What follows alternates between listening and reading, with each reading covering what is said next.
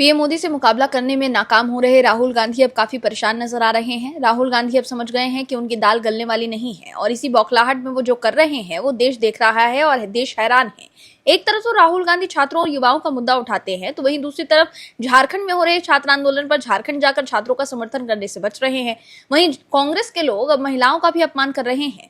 दूसरी तरफ पीएम मोदी काम करके दिखा रहे हैं, इसलिए राज्य दर राज्य कांग्रेस की हार हो रही है और बीजेपी की जीत। वहीं अब कांग्रेस के समर्थक भी पार्टी पर निशाना साध रहे हैं। पीएम मोदी ने शुक्रवार को विभाजन विभीषिका स्मृति दिवस के अवसर पर कहा कि उन सभी देशवासियों का हृदय से नमन करता हूं जिन्होंने उस विभत्स दौर से निकलकर देश की प्रगति में अमूल्य योगदान दिया। पीएम मोदी ने सोशल मीडिया प्लेटफॉर्म एक्स पर कहा कि आज हम विभाजन विभीषिका स्मृति दिवस मना रहे हैं। हम उन सभी लोगों के साहस को याद करते हैं जो विभाजन से प्रभावित हुए थे। ये इतिहास का वो दौर था जिसने कई जिंदगियां तहस नहस कर दी, परिवार उजड़ गए, लोगों ने अपने को खो दिया और भारी पीड़ा सही। पीएम नरेंद्र मोदी ने आगे ये भी कहा कि इन मुश्किलों से उबरते हुए लोगों ने शून्य से अपनी जिंदगी फिर से बनाई, चुनौतियों को कामयाबी में बदला और देश की प्रगति में बड़ा योगदान दिया। उनकी जीवन यात्राएं हमें इंसानी जज्बे की ताकत की याद दिलाती है। उन्होंने प्रार्थना की कि ये दिन हमारे देश में आपसी सद्भाव और भाईचारे को बनाए रखने के हमारे संकल्प को अधिक मजबूत करे और हम सब मिलकर विकसित भारत के निर्माण की दिशा में काम करें। दर्शकों, कांग्रेस के लोग जो भी कहें, लेकिन आप दर्शक पीएम मोदी के साथ है तो कमेंट में यस और वी सपोर्ट पीएम मोदी जरूर लिखें ताकि विपक्ष को साफ संदेश जाए कि देश के लोग पीएम मोदी के साथ हैं। और इस खबर में आगे आपको बताएंगे सब कुछ डिटेल में कि कैसे सीजेपी की खुल गई है पोल और कैसे राहुल गांधी हो गए एक्सपोज। तो बने रहिए हमारे साथ अंत तक और देखते रहिए हमारी ये खास रिपोर्ट। साथ ही आप दर्शकों से विनम्र निवेदन है कि अगर आपने अब तक चैनल को सब्सक्राइब नहीं किया है तो अभी कर लीजिए। साथ ही बेल आइकन को दबाना बिल्कुल भी ना भूलें। दर्शकों, chief justice of India Suryakant ने एक बार फिर स्पष्ट किया है कि उन्होंने कॉकरोच को लेकर वैसे कोई टिप्पणी नहीं की थी जैसा कि उन्हें गलत तरीके से उद्धृत करके बताया गया। सीजेआई सूर्यकांत ने यह भी कहा कि सुनवाई के दौरान उनकी ओर से की गई मौखिक टिप्पणी को गलत तरीके से कोट किया गया और बाद में उसका इस्तेमाल देश के युवाओं को बरगलाने के लिए किया गया। उनकी ये टिप्पणी कॉकरोच जनता पार्टी बनाए जाने के संदर्भ में आई। डीडी न्यूज को दिए एक इंटरव्यू में उन्होंने कहा कि मेरी टिप्पणी को न सिर्फ गलत तरीके से लिया गया बल्कि उसका गलत तरीके से इस्तेमाल भी किया गया। यह अत्यंत दुर्भाग्यपूर्ण है। वहीं सीजेपी के संस्थापक अभिजीत दीपके और सौरभ दास के खिलाफ इंदौर में शिकायत दर्ज की गई है। इसमें नई दिल्ली के जंतर मंतर पर 20 जुलाई को हुए विरोध प्रदर्शन में नाबालिग बच्चों, विशेषकर नाबालिग लड़कियों की कथित मौजूदगी पर सवाल उठाते हुए अभिजीत दीपके, सौरभ दास समेत अन्य सदस्यों की भूमिका की जांच करने की मांग की गई है। बता दें कि शिकायतकर्ता फैजान अंसारी ने प्रदर्शन से जुड़े फोटो वीडियो भी पुलिस को सौंपे हैं जिसमें नाबालिग बच्चों की उपस्थिति दिखाई देती है। इनमें एक 12 वर्ष की नाबालिग लड़की भी शामिल है। फैजान अंसारी ने कहा कि बच्ची प्रदर्शन स्थल तक पहुंची कैसे और आयोजकों को उसकी उम्र की जानकारी थी या नहीं, इस बात की जांच की जाए। वहीं एडीसीपी क्राइम राजेश दंदोतिया ने शिकायत की पुष्टि करते हुए कहा कि जांच की जा रही है, तथ्य सामने आने पर उचित कार्यवाही की जाएगी। वहीं दिल्ली में रचनात्मक कांग्रेस के राष्ट्रीय अधिवेशन के दौरान Delhi constitution club of India में नेता प्रतिपक्ष राहुल गांधी ने केंद्र की नरेंद्र मोदी सरकार पर विदेश नीति, चीन, अर्थव्यवस्था और आरएसएस को लेकर हमला बोला है। राहुल गांधी ने कहा कि अमेरिका ईरान युद्ध के दौरान अगर देश में इंदिरा गांधी जैसा नेतृत्व होता तो भारत के पास बड़ी कूटनीतिक भूमिका निभाने का मौका था। राहुल गांधी ने दावा किया कि ईरान, अमेरिका और रूस से भारत के पुराने संबंध रहे हैं और भारत इन देशों के बीच दोस्ती कराने की भूमिका निभा सकता था, लेकिन ये अवसर पाकिस्तान ने हासिल कर लिया और नरेंद्र मोदी देखते रह गए। वहीं कांग्रेस अध्यक्ष और राज्यसभा में विपक्ष के नेता मल्लिकार्जुन खड़गे ने हल्द्वानी में हुई पार्टी की विजय शंखनाद रैली के बाद रामलीला मैदान में शुद्धिकरण हवन कराए जाने का मुद्दा उठाया। उन्होंने आरोप लगाया कि भारतीय जनता पार्टी से जुड़े लोगों ने मंच का शुद्धिकरण किया जहां उन्होंने भाषण दिया था, लेकिन अमित मालवीय ने इस पर एक वीडियो पोस्ट कर कहा है कि राज्यसभा में मल्लिकार्जुन खड़गे ने जो आरोप लगाया ये वीडियो उसके बिल्कुल उलट कहानी बयां करता है। ये एक मंदिर परिसर है जहां कांग्रेस की रैली के मंच से अल्लाहू अकबर के नारे लगाए गए। मंदिर परिसर और उसके ट्रस्टी इस बात से नाराज हैं और मंच के शुद्धिकरण के लिए यज्ञ कर रहे हैं। इस पूरे मामले में जाति का कोई विषय ही नहीं है। दर्शकों, विपक्ष की नारेबाजी के बीच संसद का मॉनसून सत्र गुरुवार को समाप्त हो गया। इस बार विपक्ष ने सदन में जमकर हंगामा किया और सदन को चलने ही नहीं दिया। मॉनसून सत्र के दौरान लोकसभा के कामकाज पिछले 22 सालों में सबसे निचले स्तर पर रही। दरअसल पीआरएस लेजिस्लेटिव रिसर्च के आंकड़ों के मुताबिक लोकसभा ने अपने निर्धारित समय का केवल 15% काम किया। 2004 के बाद सिर्फ 2010 और 2013 के शीतकालीन सत्र में इससे कम कामकाज हुआ था। पिछले 22 सालों के आंकड़ों में संसद के कामकाज में काफी उतार चढ़ाव देखने को मिला है। कुछ सत्रों में सदनों ने निर्धारित समय से कहीं अधिक काम किया, लेकिन जबकि कुछ में राजनीतिक टकराव के कारण उपलब्ध समय का अधिकांश हिस्सा हंगामे की भेंट चढ़ गया। लोकसभा के कामकाज के लिहाज से ये मॉनसून सत्र सबसे खराब कामकाज वाले सत्रों में शामिल है। वहीं संसद के मॉनसून सत्र के आखिरी दिन विपक्षी सांसदों के विरोध प्रदर्शन का एक ऐसा वीडियो सामने आया जिसे देखकर कांग्रेस के लोग भी नाराजगी जाहिर कर रहे हैं। दरअसल कांग्रेस सांसद पवन खेड़ा की अगुवाई में विपक्षी सांसदों ने हाथों में खिलौने का एक बंदर और टेडी लेकर संसद परिसर में हंगामा किया। इस दौरान उन्होंने नारेबाजी करते हुए कहा, 56 इंच का छोटा बंदर, जाओ जल्दी सदन के अंदर। प्रदर्शन में महिला और पुरुष सांसद दोनों शामिल रहे। वहीं ये प्रदर्शन ऐसे समय हुआ जब पूरे मॉनसून सत्र के दौरान सरकार और विपक्ष के बीच लगातार गतिरोध बना रहा। वहीं कांग्रेस के राज्यसभा सांसद पवन खेड़ा के बंदर वाले प्रदर्शन पर बिहार स्थित कटिहार से पार्टी के सांसद तारिक अनवर ने नाराजगी जताई है। अनवर ने कहा है, मैं इससे सहमत नहीं हूं। मेरा मानना है कि राजनीति में गरिमा बनाए रखनी चाहिए। वहीं बीजेपी ने संसद के बाहर पीएम मोदी के खिलाफ कांग्रेस नेताओं द्वारा की गई कथित बंदर टिप्पणी को लेकर निशाना साधा है। बीजेपी नेता अमित मालवीय ने सोशल मीडिया प्लेटफॉर्म एक्स पर पोस्ट कर कांग्रेस के रवैये पर सवाल उठाए। मालवीय ने एक्स पर पोस्ट कर लिखा है, क्या किसी को आश्चर्य नहीं है कि संसद के बाहर प्रदर्शन के दौरान कांग्रेस ने प्रधानमंत्री के लिए बंदर जैसी टिप्पणी का सहारा लिया। उन्होंने कहा कि ये पहली बार नहीं है और निश्चित तौर पर आखिरी बार भी नहीं होगा। अमित मालवीय ने कांग्रेस के पुराने चाय वाला तंज का जिक्र करते हुए कहा है कि कांग्रेस को इसी भारी राजनीतिक कीमत चुकानी पड़ी और वो लगातार 3 कार्यकाल से सत्ता से बाहर है। उन्होंने दावा किया कि प्रधानमंत्री के खिलाफ 100 से अधिक अपमानजनक टिप्पणियों के बाद बंदर वाला तंज भी जनता के बीच कांग्रेस की छवि को खराब ही करेगा।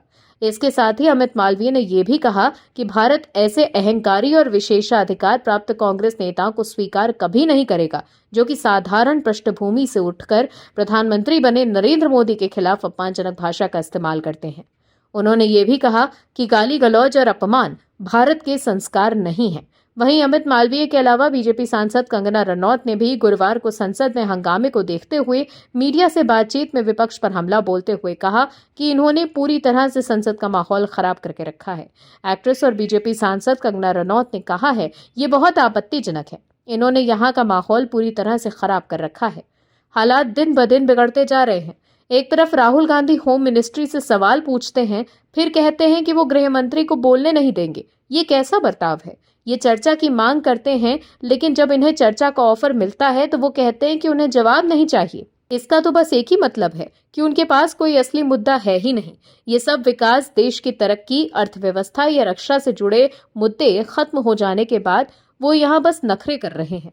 तो देखा आपने कैसे पवन खेड़ा चौतरफा घिर गए हैं। कांग्रेस सांसद तारिक अनवर ने भी उनका विरोध किया है। वहीं इससे झारखंड में छात्रों के विधानसभा मार्च पर पवन खेड़ा ने कहा था कि बीजेपी ने युवा मोर्चा के कार्यकर्ता घुसा दिए हैं। हमें पता है कि क्या हो रहा है, हमारी सरकार आए तो आरएसएस को खत्म कर देंगे। वहीं खेड़ा के आरएसएस के बयान पर बीजेपी ने कहा कि जब नेहरू भी आरएसएस को खत्म नहीं कर सके तो खेड़ा कैसे करेंगे। दर्शकों, लोग अब सोशल मीडिया पर सवाल कर रहे हैं कि क्या वो विपक्ष के नेता के पद के लिए सही है। दरअसल नई दिल्ली में आयोजित रचनात्मक कांग्रेस राष्ट्रीय अधिवेशन के दौरान कांग्रेस नेता राहुल गांधी और संदीप दीक्षित ने पीएम मोदी और इटली की प्रधानमंत्री जॉर्जिया मेलोनी को लेकर बेहद आपत्तिजनक टिप्पणियां की। कांग्रेस के अधिवेशन में बोलते हुए राहुल गांधी अपने ही अंदाज में पीएम मोदी और भारत की विदेश नीति का मजाक उड़ा रहे थे, लेकिन अचानक राहुल गांधी कुछ ही ज्यादा नाटकीय अंदाज में आ गए और मंच पर मौजूद संदीप दीक्षित को आवाज दी। उन्होंने अपनी बाहें फैलाकर उन्हें गले लगाकर इशारा किया। वहीं जैसे ही संदीप दीक्षित पीछे मुड़े, राहुल गांधी तेजी से उनकी ओर आगे बढ़े और उन्हें एक अजीब तरीके से गले लगा लिया। राहुल गांधी ऐसा करके पीएम मोदी की नकल करने की कोशिश कर रहे थे, जिन्हें विदेश यात्राओं के दौरान दूसरे देशों के राष्ट्राध्यक्ष अक्सर गले लगाकर स्वागत करते हैं। वहीं राहुल गांधी की इस हरकत को देखकर वहां बैठे लोग हंसने लगे। इसके बाद राहुल गांधी ने पीएम मोदी का मजाक उड़ाते हुए कहा कि उनके लिए विदेश नीति का मतलब ही लोगों को गले लगाना है। इसी दौरान संदीप दीक्षित ने बीच में बोलते हुए एक भद्दी और महिला विरोधी टिप्पणी की। दरअसल संदीप दीक्षित ने कहा कि मुझे मेलोनी समझकर तो नहीं पकड़ा था। इस आपत्तिजनक टिप्पणी के बाद गांधी और दीक्षित दोनों जोर जोर से हंसने लगे। कांग्रेस के नेताओं ने भारत और इटली के बीच उस गर्मजोशी भरे और मैत्रीपूर्ण रिश्ते को जो पीएम मोदी और इटली की प्रधानमंत्री मेलोनी के बीच बातचीत और मुलाकातों में दिखाई देता है, घटिया और महिला विरोधी मजाक तक सीमित कर दिया। वहीं मंच पर मौजूद कांग्रेस के नेताओं का यह व्यवहार कांग्रेस पार्टी में गहराई तक मौजूद महिला विरोधी व्यवहार का एक उदाहरण था। दर्शकों के बीच बैठी कांग्रेस प्रवक्ता सुप्रिया श्रीनेत अपने नेता द्वारा एक महिला को लेकर किए गए आपत्तिजनक इशारे पर जोर जोर से ठहाके मारकर हंस रही थी। वहीं अब राहुल गांधी और कांग्रेस नेता संदीप दीक्षित की टिप्पणी को लेकर बीजेपी ने पलटवार किया है। बीजेपी के फायरब्रांड सांसद निशिकांत दुबे ने एक्स पर राहुल गांधी और संदीप दीक्षित का वीडियो शेयर करते हुए कहा कि आपको लगता है राहुल गांधी जी की मानसिक स्थिति ठीक है? झारखंड के रांची में कांके इनके लिए ठीक जगह है। वहीं राहुल गांधी और संदीप दीक्षित के इस वीडियो को शेयर कर बीजेपी आईटी सेल के प्रमुख अमित मालवीय ने एक्स पर लिखा कि एलओपी द्वारा अपमानजनक और निंदनीय टिप्पणी, राहुल गांधी और कांग्रेस नेता संदीप दीक्षित प्रधानमंत्री को निशाना बनाना, उनकी विदेश नीति का मजाक उड़ाना और एक विदेशी महिला नेता को अपमानजनक सार्वजनिक ताने में घसीटना दिखाता है कि कांग्रेस कितनी नीचे गिर गई है। जब व्यक्तिगत दुर्व्यवहार राजनीतिक तर्क की जगह ले लेता है तो कांग्रेस मुख्यधारा की राजनीति पार्टी में अपनी विश्वसनीयता को और भी कम कर रही है। कांग्रेस के राजनीतिक विमर्श में सड़ांध स्पष्ट है और चुनावी तौर पर इसकी कीमत चुकानी पड़ेगी। तो देखा आपने कि कैसे राहुल गांधी चौतरफा घिर गए हैं। दर्शकों, कांग्रेस के भीतर मौजूद ये बेलगाम महिला विरोधी व्यवहार केवल पार्टी के बाहर की महिलाओं तक सीमित नहीं रहा है, पार्टी के भीतर की महिलाएं भी इसका शिकार रही हैं। कांग्रेस की पूर्व प्रवक्ता प्रियंका चतुर्वेदी, जो लंबे समय तक पार्टी से जुड़ी रही थी, पार्टी की एक मजबूत आवाज थी, वो भी कांग्रेस में मौजूद इस महिला विरोधी व्यवहार का शिकार हुई थी। उस वक्त सितंबर 2018 में मथुरा में एक प्रेस कॉन्फ्रेंस के दौरान कांग्रेस के कुछ कार्यकर्ताओं ने प्रियंका चतुर्वेदी के साथ बदसलूकी की थी। पार्टी ने शुरुआत में इन कार्यकर्ताओं को निलंबित कर दिया था, लेकिन अप्रैल 2019 में उन्हें फिर से पार्टी में बहाल कर दिया गया। ऐसे में अपनी पार्टी के इस फैसले से नाराज प्रियंका चतुर्वेदी ने 2019 में कांग्रेस से इस्तीफा दे दिया था, लेकिन फिर कांग्रेस के लोग अपनी हरकतों से बाज नहीं आ रहे हैं। लेकिन दर्शकों, सबसे ज्यादा हैरानी की बात यह है कि कांग्रेस के शीर्ष नेतृत्व खासकर राहुल गांधी ने भी पार्टी के भीतर महिलाओं के खिलाफ हुए महिला विरोधी व्यवहार की निंदा तक नहीं की। ऐसे में कांग्रेस और राहुल गांधी सवालों के घेरे में हैं। दर्शकों, कांग्रेस के नेता राहुल गांधी ने आय से अधिक संपत्ति रखने के आरोपों की जांच के लिए इलाहाबाद हाईकोर्ट द्वारा सीबीआई और ईडी को दिए गए निर्देशों को सुप्रीम कोर्ट में चुनौती दी। राहुल गांधी ने मामले को इलाहाबाद हाईकोर्ट से दिल्ली हाईकोर्ट स्थानांतरित करने की मांग करते हुए अलग से ट्रांसफर याचिका भी दाखिल की है। मुख्य न्यायाधीश सूर्यकांत, जस्टिस जॉयमाला बागची और जस्टिस वी मोहना की पीठ इन पर 17 अगस्त को सुनवाई करेगी। दरअसल ये मामला कर्नाटक के बीजेपी कार्यकर्ता विघ्नेश शिशिर की शिकायत से जुड़ा है। राहुल गांधी की नागरिकता को लेकर भी विघ्नेश शिशिर ने शिकायत दर्ज करवाई है। वहीं शिशिर द्वारा की गई शिकायत में आरोप लगाया गया है कि राहुल गांधी के पास उनकी आय के ज्ञात स्रोतों की तुलना से अधिक संपत्ति है। शिकायत पर सुनवाई करते हुए इलाहाबाद हाईकोर्ट ने मई में सीबीआई और ईडी को आरोपों का कानून के मुताबिक सत्यापन करने को कहा है। हाईकोर्ट ने अपने आदेश में कहा था कि यदि याचिकाकर्ता की शिकायत प्राप्त हुई है तो उनमें लगाए गए आरोपों का कानून के अनुसार सत्यापन किया जाए। अदालत ने यह भी स्पष्ट किया था कि सीबीआई या ईडी कानून के तहत उपलब्ध उचित कदम उठा सकती है। वहीं हाईकोर्ट ने दोनों केंद्रीय जांच एजेंसियों को मामले की प्रगति को अदालत को अवगत कराने का निर्देश दिया था। इसके बाद 20 जुलाई को हुई सुनवाई में अदालत ने सीबीआई के हलफनामे पर असंतोष जताया और ये कहा कि ये उसके पहले दिए गए निर्देशों के अनुरूप नहीं है। वहीं दूसरी ओर अदालत ने यह भी कहा कि ईडी ने आवश्यक कदम उठाए हैं। हाईकोर्ट ने यह भी कहा है कि जांच के दौरान यदि ईडी को कोई सूचना प्राप्त होती है तो वो कानून के अनुसार आवश्यक कार्रवाई कर सकती है। इसके बाद हाईकोर्ट ने मामले को आगे की सुनवाई के लिए 20 अगस्त को सूचीबद्ध कर दिया था। ऐसे में अब हाईकोर्ट के फैसले से राहुल गांधी की चिंता बढ़ गई है। यही वजह है कि राहुल गांधी ने इलाहाबाद हाईकोर्ट के आदेशों को चुनौती देने के साथ साथ अलग अलग ट्रांसफर याचिका भी दाखिल की है। इनमें उन्होंने मामले को इलाहाबाद हाईकोर्ट से दिल्ली हाईकोर्ट स्थानांतरित करने का अनुरोध किया है। अब सुप्रीम कोर्ट के सामने मुख्य सवाल ये होगा कि शिकायत के आधार पर केंद्रीय जांच एजेंसियों को आरोपों के सत्यापन के लिए दिए गए हाईकोर्ट के निर्देशों की कानूनी वैधता क्या है और क्या इस मामले को दूसरे हाईकोर्ट में स्थानांतरित किया जाना उचित होगा, इस बात पर विचार करना है। शिकायत में विघ्नेश शिशिर ने राहुल गांधी पर आय से अधिक संपत्ति अर्जित करने के आरोप लगाए हैं। इसी शिकायत के आधार पर इलाहाबाद हाईकोर्ट ने मई 2026 में सीबीआई और ईडी को कानून के तहत आरोपों की जांच और सत्यापन करने की अनुमति दी थी।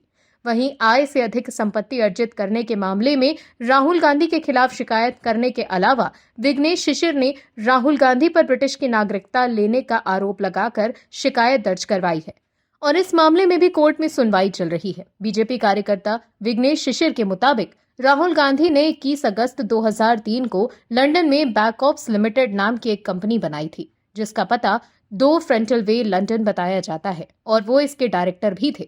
वहीं राहुल गांधी के खिलाफ शिकायत करने वाले विघ्नेश शिशिर को लेकर एक और खबर सामने आई है। दरअसल केंद्रीय गृह मंत्रालय ने 4 राज्यों को खत लिखकर कहा है कि बीजेपी कार्यकर्ता विघ्नेश शिशिर की सुरक्षा चिंताओं का उचित समाधान करा जाए। मंगलवार को जिन राज्यों की पुलिस से शिशिर के खतरों का आकलन करके उस पर जरूरी कदम उठाने को कहा गया है, उसमें उत्तर प्रदेश, केरल, कर्नाटक और दिल्ली शामिल है।